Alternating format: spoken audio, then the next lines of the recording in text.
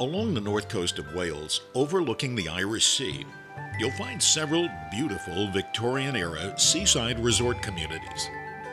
One of them is Landudno. It's located just 3 miles north of the walled city of Conway. Landudno has been calling itself the Queen of Welsh Resorts since the 1860s. When the railroad arrived, it brought with it a major boom in tourism, especially from places like Liverpool, just 35 miles to the east, and other major cities like Manchester in the industrial heartland of England. Tourists came to enjoy their summer holidays at the beach. They came to walk on the pier, built in 1878. It's the longest pier in Wales at 2,295 feet, or 700 meters. They also came to walk along the waterfront promenade, known as the Parade. The Parade retains its vintage elegance.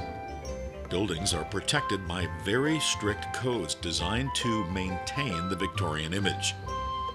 The question is, can it be protected from the effects of climate change and the possibility of rising sea levels? The town center also retains its vintage charm. It's filled with hotels, shops, and restaurants, as well as theaters and galleries. You'll notice a number of statues around town related to Lewis Carroll's story Alice in Wonderland. The character of Alice is based on Alice Liddell. She and her family spent their summer holidays in Landudno. The most prominent feature in town is the Great Orme. It's a 679-foot tall stone mountain. The headland overlooks the town and the Irish Sea. On a clear day, you may be able to see as far as the Isle of Man, about 60 miles to the northwest, and Anglesey, about 20 miles to the west. Anglesey is where the ferry departs for Ireland. The English word for Orme is believed to be derived from a Viking word meaning sea serpent. It's easily accessible via a vintage tramway built in 1905. The tram departs from and returns to Victoria Station. Passengers change trams at the halfway mark.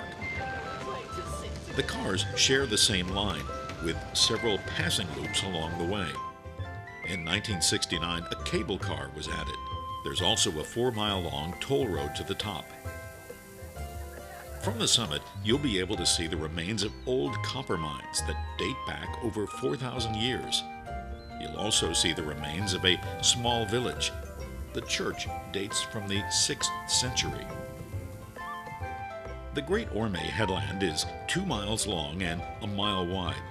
There's lots of footpaths and lots of sheep. Most of the area is still used for grazing. There's also a herd of 200 cashmere goats. The herd is derived from a gift to Queen Victoria from the Shah of Iran in 1837. At the summit, you'll find a small hotel and restaurant. There's also a miniature golf course and a toboggan run. Taking time to travel to places like Landudno, Wales, is time well spent. Travel is, after all, one of the few things you can buy that will make you richer.